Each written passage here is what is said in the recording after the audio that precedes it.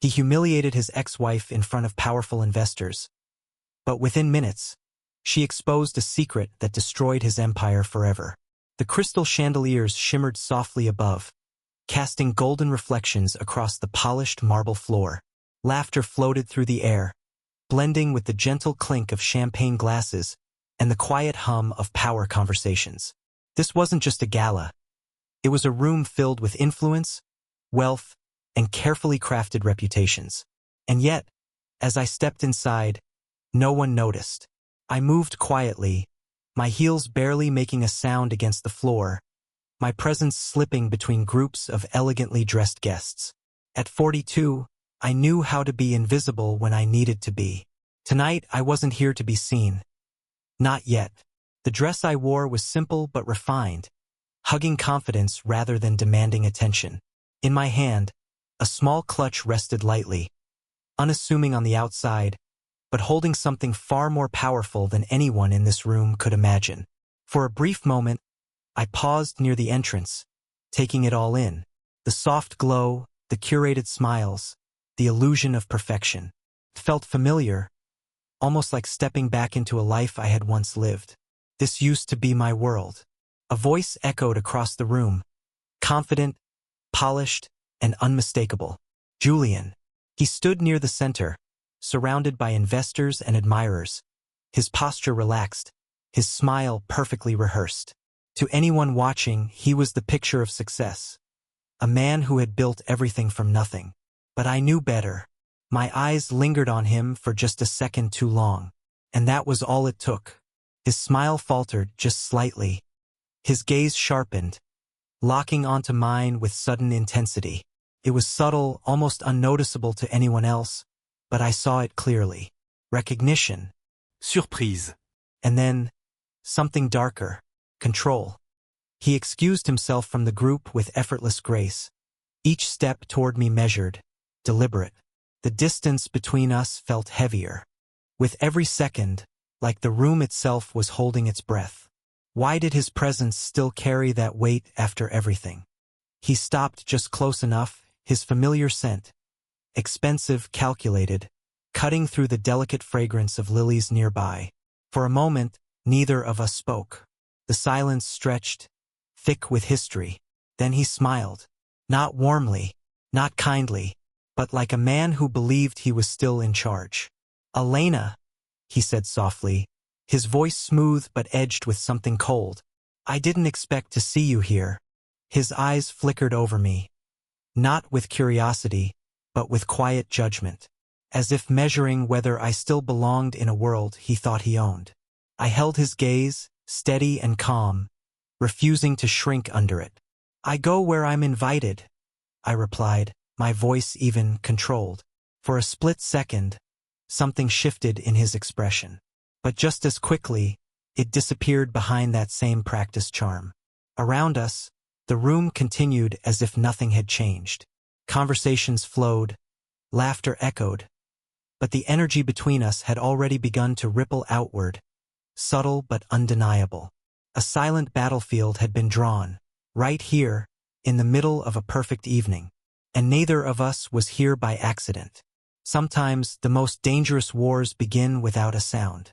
Julian's smile lingered, but it had changed. It wasn't the polished charm he showed to investors. This one was sharper, colder. The kind of smile meant to remind someone exactly where they stood. He took a slow step closer, just enough to close the distance, just enough to make it uncomfortable. "Elena," he repeated, this time a little louder, loud enough for the nearby guests to hear. "I think there's been a misunderstanding." A few heads turned. Conversations softened, curiosity beginning to ripple through the crowd. "This event," he continued smoothly, adjusting his cufflinks as if bored, "is for primary benefactors and invited partners." His eyes locked onto mine, unwavering. "Not former employees." The word landed like a slap. A quiet murmur spread. Not loud, not dramatic, but enough. Enough for people to look. Enough for them to wonder. I could feel their eyes now. Judging, guessing, waiting. So this is how he wants to play it. I didn't move, didn't react. just stood there, calm, steady. Julian tilted his head slightly, as if disappointed. Honestly, it's a little embarrassing. For both of us. He let out a soft laugh, the kind meant to invite others in. And some of them did. A woman nearby exchanged glances with her companion. Someone else looked down into their drink, pretending not to notice. No one spoke. No one stepped in. Why does silence always stand on the side of power? Julian leaned in slightly, lowering his voice, but not enough. You should leave before security has to make a scene, he whispered, each word carefully placed. Let's not turn this into something unpleasant. His tone was coded in concern, but his eyes told a different story. This wasn't about protecting me. This was about control. About reminding me that, in his world, I no longer existed. For a moment, time slowed. The music faded into the background. The room blurred at the edges. All that remained was the weight of his words, and the quiet expectation hanging in the air. Everyone was watching now, waiting for me to shrink, to apologize, to disappear. But I didn't. I straightened slightly, my grip on the clutch tightening. Not out of fear, but focus. I met his gaze unshaken. Embarrassing, I repeated softly. A flicker of irritation crossed his face. He wasn't expecting that. Not calm, not confidence, not me. The silence deepened, thicker now, charged. No one laughed anymore. No one whispered, because something had shifted. Julian had tried to reduce me to a memory, a mistake, a footnote in his success story. But he had forgotten one thing. I was never just part of his story. I was the foundation of it. And foundations don't disappear. They wait. The room held its breath as the moment stretched. Fragile, tense, ready to break. Some insults are not meant to hurt you. They are meant to reveal who the other person truly is. There was a time when rooms like this didn't feel like battlefields. They felt like dreams coming true. We were 23 when we met. Two ambitious minds with nothing but ideas, long nights, and a belief that we could build something meaningful together. Back then, Julian didn't wear tailored suits or rehearse smiles. He wore determination, and I believed in it. We built everything from the ground up. Small office, second-hand furniture, coffee that tasted more like survival than comfort. While he made connections, I built the structure, every contract, every detail, every sleepless night shaping what would eventually become a powerful firm. We were partners in every sense. Or at least, I thought we were. I never imagined I was building something I would one day be erased from. The years passed and success followed. Slowly at first, then all at once. Biguet client. Bigger deals. Bigger rooms like the one I stood in now. And somewhere along the way, Julian changed. It wasn't sudden. It never is. It was in the way he started making decisions without me. The way meetings happened without my name being mentioned. The way my work became expected, but never acknowledged. Still, I stayed. Because love makes you patient. Because trust makes you blind. But what happens when the person you trust the most becomes the one rewriting your story? The divorce didn't just end a marriage. It dismantled everything. Julian came prepared, not emotionally, but strategically. Documents I had never seen. Clauses buried deep within agreements I had signed without question. Evidence, carefully crafted to paint me as unstable, unreliable. Every word, every signature, every page used against me. By the time I stood in front of the judge, it felt like I was watching someone else's life being taken apart. And I couldn't stop it. He didn't just walk away with the company. He walked away with my name, my reputation, my place in the world we had built together. I was reduced to a footnote, a former partner, past mistake. The silence after it all was the hardest part. No calls. No explanations. Just a life that moved on without me, as if I had never been part of it. But silence has a way of changing you. It either breaks you, or it rebuilds you into something stronger. I didn't fight back then. Not because I couldn't, but because I didn't yet know what I was fighting. Standing here now, in the same world that once belonged to both of us, I could see it clearly. The charm, the control, the illusion. Julian didn't just betray me. He planned it. And the worst part? He thought I would never notice. Some betrayals don't destroy you. They reveal the strength you didn't know you had. The world I moved into after the divorce was quiet. No grand offices.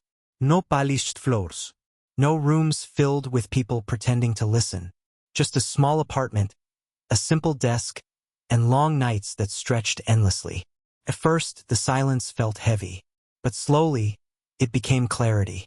I took on small freelance work, data analysis, financial reviews, anything that kept my mind busy.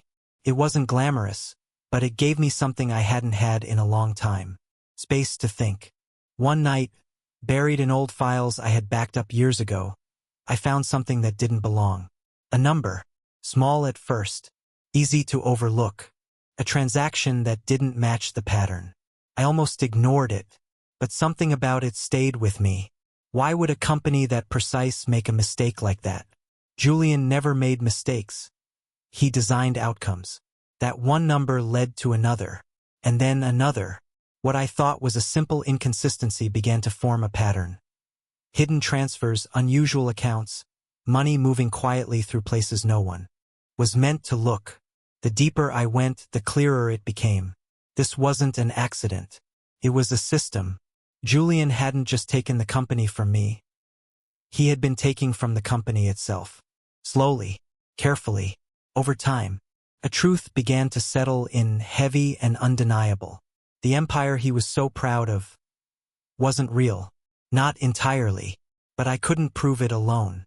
That's when Silas came into my life. He was older, sharp-minded, and brutally honest. A retired forensic accountant who saw through numbers the way others see through lies. We met by chance, but once he saw what I was working on, he didn't walk away. He leaned in. Together we spent months, then years, pulling threads. Late nights turned into early mornings. Spreadsheets, ledgers, offshore accounts. Every detail cross-checked. Every gap examined. We followed the money across borders, through shell companies, into accounts hidden behind layers of legal protection. But no system is perfect. And Julian's biggest mistake was believing no one would ever look closely enough. We found everything. Fake consulting firms. Inflated expenses. Secret accounts that didn't exist on paper, but told a very real story when connected. It wasn't just fraud. It was betrayal on a scale far beyond what he had done to me. And suddenly, this wasn't personal anymore. It was bigger, stronger, unavoidable. For 2 years, I said nothing. No accusations. No confrontations. Just quiet work. Building something far more powerful than anger. Proof.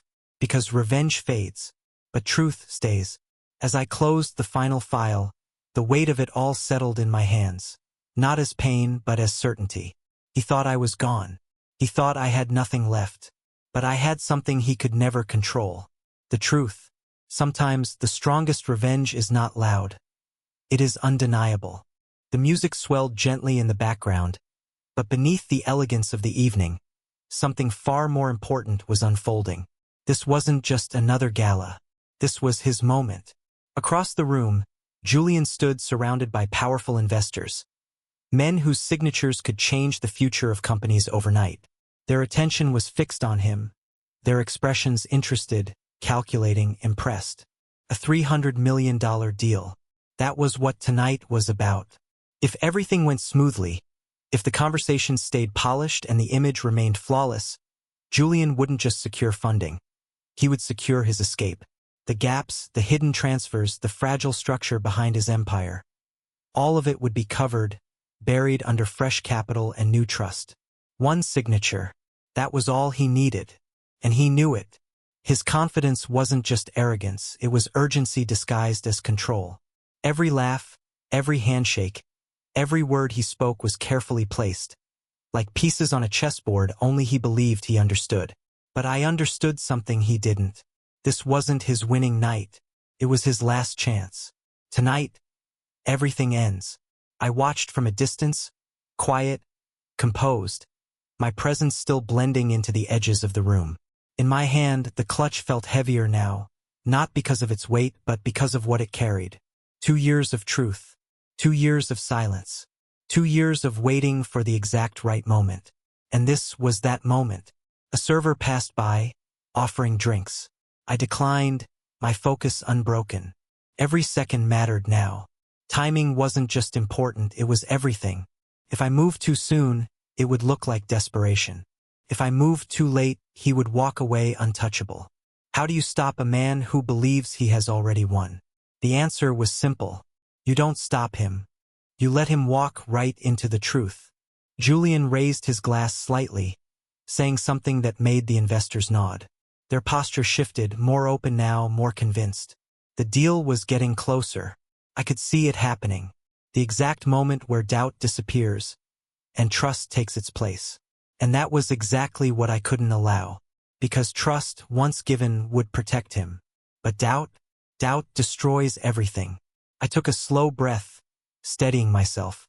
Not out of fear, but precision. This wasn't about anger anymore. It wasn't about revenge. It was about exposure. The kind that cannot be undone. Across the room, Julian laughed again, his confidence growing with every passing second. He had no idea that the ground beneath him had already begun to crack. No idea that the story he was selling was about to collapse in front of the very people he needed most. I adjusted my grip on the clutch and took a step forward. Not rushed, not hesitant, certain, because moments like this don't come twice. And tonight, there would be no silence. Some victories look perfect on the surface, until the truth steps into the room. The distance between us disappeared with a single step. The conversations around Julian softened as I approached, curiosity pulling attention in my direction. The investors turned slightly, their focus shifting, not fully but enough. Julian saw me coming. For a brief second, something flickered in his eyes. Not fear. Not yet. Just irritation. "Elena," he said, his tone controlled but tight. "We've already discussed this." But this time I didn't stop at a distance. I stepped directly into his circle, into his moment. "I'm not here to discuss the past," I said calmly, my voice steady enough to cut through the low hum of the room. "I'm here to talk about the future of your investment." That was enough. The investors turned fully now. Curiosity sharpened into attention. And attention was all I needed. Stay calm. Let the truth speak. Julian let out a short laugh, trying to dismiss me. "I'm sorry," he said, glancing at the men beside him. "My ex-wife seems to be confused about where she belongs." No one laughed this time, because something in my expression didn't match his narrative. I slowly opened my clutch. No sudden movements. No raised voice. Just quiet certainty. "I'm sure you've seen the growth projections," I continued, addressing the investors directly. "The expansion models. The projected returns." They nodded slightly, cautious now. "But have you seen the liability structure behind them?" A pause. Small, but powerful. Julian's jaw tightened. "That's enough," he snapped under his breath. I ignored him. From the folder, I pulled out a few printed pages, simple graphs, clean and clear. No complicated language, just facts. "I kept it simple," I said, placing the documents in front of them. "Because the truth doesn't need decoration." One of the investors reached forward first, his eyes scanning the page. Another leaned closer. And just like that, the shift began. "What is this?" one of them asked quietly. "Offshore transfers," I replied. "Hidden under consulting fees to shell companies. Funds that don't appear in official reports." Julian stepped forward, his voice sharper now. "This is ridiculous. These are fabricated." "They're not," I said, cutting him off. Not loudly, but firmly. The room had gone silent. Not the soft silence from before. This one was different. Heavy. Watching. Waiting. I reached into my clutch one last time and held up a small flash drive. "All supporting documents are here," I said. "Transaction records. Account trails. Dates that align perfectly with internal reports." The investor holding the paper looked up slowly. His expression had changed. Admiration replaced with doubt. "How do we know this is real?" he asked. I met his gaze without hesitation. "Because if it wasn't," I said quietly, He wouldn't be trying this hard to stop me. For the first time, Julian didn't have a response. His confidence cracked, just slightly, but enough, because doubt had entered the room. And once doubt appears, it spreads. Around us, whispers began. Subtle, controlled, but impossible to ignore. The story Julian had built so carefully was slipping, right in front of everyone. And I didn't need to say another word, because the truth was already doing its work. Sometimes the most powerful moment is not when you speak, but when the truth finally cannot be ignored. The room felt like it had tilted. Julian's usual poise was gone, replaced by a sharp edge of panic. He waved his hands, trying to regain control, but every gesture seemed clumsy, desperate. The investors stepped back, their smiles replaced by questions, their nods now tentative. The conversation that once revolved around admiration and trust had shifted. Suddenly, he was the one being examined. "Security," Julian barked, his voice cracking slightly. "Remove her immediately. This is unacceptable." But the men he relied on for years, the very people who had kept order at his side, didn't move. Marcus, the lead security officer, stood firmly between us. His eyes were calm but unyielding. "Sir," he said, voice low, "Miss Elena is here as a registered consultant. I cannot remove her without an order from the university. And you know that. How could control slip through your fingers so quickly?" Julian's face went pale, the color draining as he realized that his authority, the carefully cultivated image of dominance, was unraveling in front of everyone. His attempts to command obedience were met with quiet, firm refusal. And the investors, they were no longer spectators. They were witnesses, fully aware of the cracks. A few phones peeked out from tables nearby. Guests had begun recording, capturing the collapse of the man who had once seemed untouchable. Whispers spread like wildfire. One by one, questions replaced compliments. Uncertainty replaced admiration. Julian tried to speak, tried to assert the narrative he had rehearsed countless times, but the words faltered before they could form. Every hand gesture felt smaller, every step seemed slower. I watched, quietly, my expression calm. There was no gloating in my face, only the quiet satisfaction of truth finally stepping into the room. He had assumed that fear and respect would always shield him. But tonight, those shields had melted under the light of reality. All the planning in the world cannot protect lies from being exposed. Julian's current partner, Cammy, looked on in shock, realizing for the first time that the glamour surrounding their lives was fragile, built on lies that could crumble in a single moment. The very people he counted on for support, friends, colleagues, staff, were now watching, confused, hesitant, powerless to save him. The flash drive I had handed over earlier became a symbol in the room. It wasn't aggressive. It wasn't a threat. It was undeniable. Each page of data, each graph, each verified record spoke louder than any argument Julian could muster. The power had shifted, not with force, not with confrontation, but with clarity, precision, and patience. He had been the one building the stage for his own downfall, and now the actors of truth played their part. Julian slumped slightly, his shoulders folding inward. Authority had been his armor, but the armor had shattered in seconds. His empire of intimidation and deceit had been replaced by suspicion and doubt. And in that room, filled with witnesses to his unraveling, I understood something essential. Control is never guaranteed, and power without integrity is fragile. Sometimes the strongest victories are not shouted, they are quietly witnessed. Truth doesn't just expose, it conquers. The aftermath was swift, almost surreal. Within hours, the news of Julian's misdeeds spread beyond the ballroom.